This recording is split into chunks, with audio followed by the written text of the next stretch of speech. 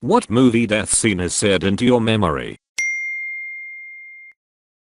Boromir and Theoden for me. I watched a lot of grim stuff at a very young age and got a smidge desensitized to it. TBH, I've always loved grim fiction, but these deaths were very different. The dramatic weight is just superb for both of them, and little 6-year-old me was blown away. Also basically any movie where a horse died. I was a horse girl growing up, though too broke to have an actual horse as a pet or anything, so if a horse suffered or died in a movie I was very upset. You can imagine my horror when I first watched The Neverending Story. Also for these reasons I still cry like a baby at certain parts. When I reread Black Beauty, let me tell you, when I first read that book, Ginger's death broke me.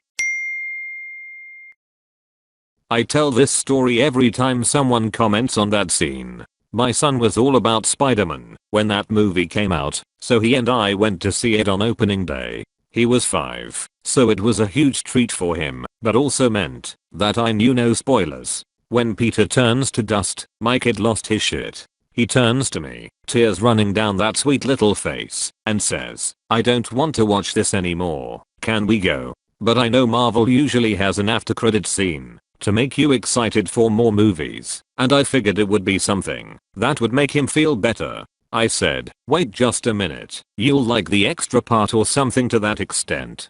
Do you all remember the extra scene? Nick Fury turned to fucking dust. Oops. That death, and Thanos' pain in doing it, is a key to why Thanos won Infinity War and lost Endgame. The Thanos who sacrificed to get the stones was somber and determined after. He wasn't cruel. He felt sorry for Scarlet Witch. He felt respect for Tony, even as he did what he did. He died having succeeded in his plan, and suffered personally for it. That Thanos never knew defeat. Even his execution was expected, and not feared by him. In order for the Avengers to win, the stones had to end up in the hands of a Thanos who made no such sacrifices. Without the Gamora sacrifice or any of the experience to gain the stones, the alternate timeline Thanos lacked the perspective to win. He was cruel and reactionary, and enjoyed the pain and destruction he caused more, because he didn't have to suffer. The Gamora death was so traumatic it was arguably a key part of the difference between a successful Thanos and a defeated one, and consequently the difference between a hobbled universe and a saved one.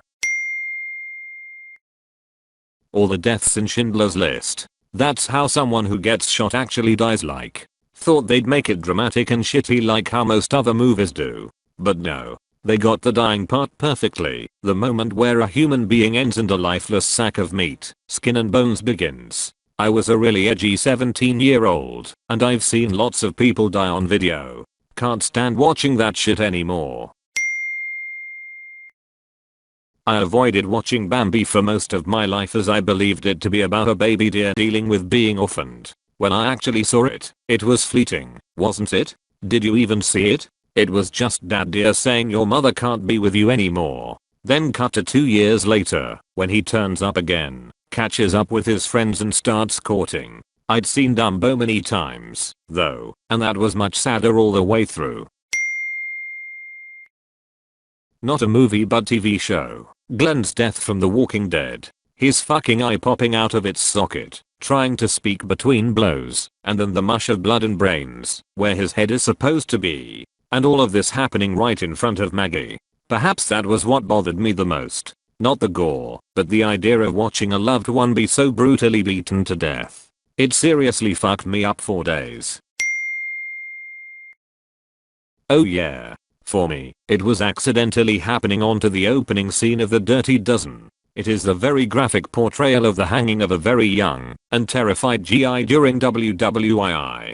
Poor kid keeps apologizing in the hopes that he'll be spared, and lets out a huge gasp when they put a hood over his head as he realizes that his death is actually going to happen. It is very clinical and methodical, which adds to the horror. I was probably 8 at the time, and I refused to tell my parents what happened, because I didn't want to lose my TV privileges. But they knew I had been traumatized in some way or another. Anyone else here have traumatic memories of movies you were too young to watch, but you saw anyway, because your dad just left them on TV in the middle of the day? My worst one, I think, is Poseidon Adventure.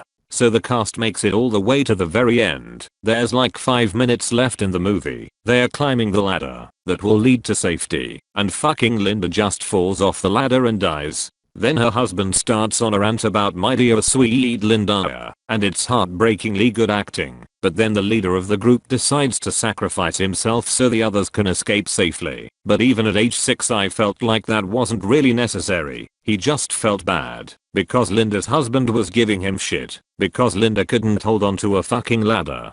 IDK, it's been a while since I've seen the movie, but I'll never forget the movie that killed off 2 main characters in completely unnecessary ways in the final 5 minutes when they were a few feet away from safety. Also Mars attacks, like the whole fucking movie. I saw that when I was 7 years old. The Martians had guns that turned people into skeletons. When I was in high school, a friendly charismatic classmate and his little brother were both killed in a car accident on their way to school. The whole town was in mourning, and it was my first time dealing with the death of someone my own age, someone who I'd had classes with, the friendly class clown who everyone liked. I was not dealing with it well, and my mom wanted to help, so she decided that we'd rent a cute movie, something to take my mind off of it. I'd never read The Bridge to Terabithia, neither had she. We had no clue what it was about other than knowing it involved fun fantasy stuff. The ending of that movie sucker punched me so hard. We were in shock, and I remember crying so hard at the ending, it felt like I couldn't breathe. Looking back, the poor choice is darkly comedic in a how could this week possibly get any worse kind of way, but at the time it was horrifying. Bradley Cooper in A Star Is Born. It's not that someone killed him or anything, or that it was brutal, he just killed himself. I was watching the movie and thought it was wonderful, until he killed himself. I was not ready to see this yet. I had a breakdown after that for the whole night. I couldn't sleep. I was crying non-stop until the sun came out. That was last November, when the sun is coming up at like 8 AM here in Germany. I was depressed from age 6 with untreated ADHD. A few weeks ago it was finally officially diagnosed. I was depressed for 20 years and even abused alcohol for the 6 legal years in that time. Had no blackouts, but every time I was able to drink, I did. Maybe that's why I related to that character that much. But man, this movie fucked me up hard.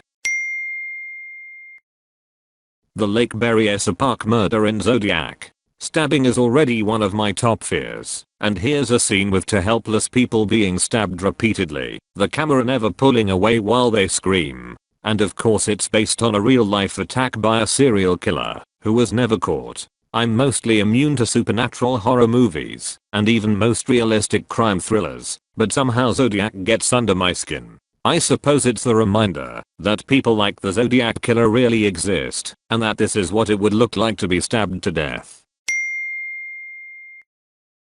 A scene of Lone Survivor, based on my dad's death. In real life, my dad was one of the people on the helicopter coming to save them when they were shot down. I've been told my whole life how my dad was killed and why I'd never meet him, but to actually see a visual representation of his death, it was very hard to watch. I can't remember the name of the movie. It would have been an 80s movie. A guy had a teenage girl tied between a semi and a trailer by the wrist and ankles. He had his foot on the clutch, and if the cop shot him, it would rip her in half. He kept inching forward and stretching her while she screamed and bled. In the end he tears her in half. Scared the hell out of my young self. Edit. It was the Hitcher. Jennifer Jason Leigh and Rutger Hauer. Pretty much the entirety of Deathly Hallows Part 1 and 2. Every time someone died, it was like getting knifed in the chest. I'd read the books, so I knew the deaths were coming, but goddamn.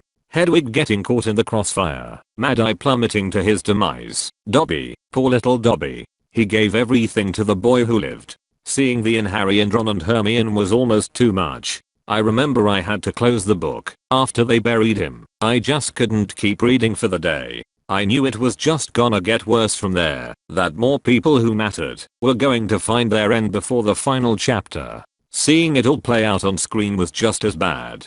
Fred, Creevy, Lupin, Tonks, people who had never once hesitated to have Harry's back, and the most stunning death of all, Snape. See, I'd always known there was no happy ending for Snape. He was a spy, an operative. No matter how good he was, in the line of work he'd chosen to pursue at Dumbledore's behest, there was always going to be someone waiting to punch his ticket. I'm just glad that even as he lay dying he was able to prove to Harry that as messed up as Snape was, he had still tried to be a good man. As much as he hated James, as often as he took that out on Harry, he still chose to do the right thing and fight. He didn't ask Harry to forgive him, just to understand him. I'll never know for sure which deaths punched harder in those films. Every time I revisit them, it's like remembering a friend long gone. I don't think it'd be fair of me to claim any one of those deaths as more memorable than the rest, even when in the case of someone like Colin or Lupin and Tonks it happened off screen. Just knowing that they were gone, and seeing the absolute wreckage left in their wake was almost too much. Honestly though, if I absolutely had to pick, Fred Weasley. The Weasleys treated Harry like he was part of the family from day one. They loved him like kin, and now when I think about how devastated they were to lose Fred, I'm choking up and getting teary-eyed. Percy finally came back to them, finally made amends, only to watch his little brother die right before his very eyes. Fred and George had always jokingly complained about how Molly could never seem to tell them apart, but I can't even begin to comprehend how much it must have hurt George to know he'd never be able to make that joke again. He'd never be able to laugh about it again. Molly and Arthur always seemed to have their hands full with so many kids. They always seemed to be aware that things would have been easier with fewer children. But when the loss of one finally hit home, my god, the agony written into that moment was palpable. To me, I'd known this guy for more than a decade. Sure, he was fictional, but I don't think you can fully appreciate a good work of fiction until you start to connect with the characters as if they were real. Most of my friends, they rarely lasted more than a handful of years, but Fred and George were people that, at that point, I had known pretty much my whole life. I knew what kind of person Fred was. I knew how much he tried to brighten the world with his humor and wit. I knew that, if not for Fred and George looking out for him, so much of Harry's life would be different, in fuck only knows how many ways. And then he was gone. I could feel that void. I could feel what his family felt, and it kind of left a scar. Thank you for watching. If you enjoyed the video, hit like. If you would like to see more, feel free to subscribe.